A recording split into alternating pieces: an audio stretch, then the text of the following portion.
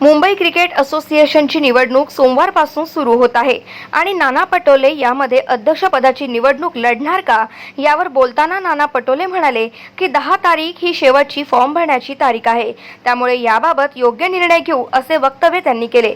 त्यामुळे मुंबई क्रिकेट असोसिएशनच्या अध्यक्षपदाच्या निवडणुकीत नाना पटोले दिसणार हे मात्र नक्की, त्यामुळे एमसीएची निवडणूक रंगतदार होऊ शकते। एमसीएची निवडणूक लढणार बघा, आता सोमवार मंगळवारपासून याची प्रक्रिया सुरू होईल। 10 तारीख लास्ट डेट आहे फॉर्म भरायची।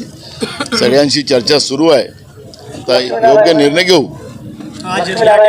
गाव माझा न्यूज करिता राधाकिशन चुटे सह चंद्रमुनी बनसोड, गोंदिया।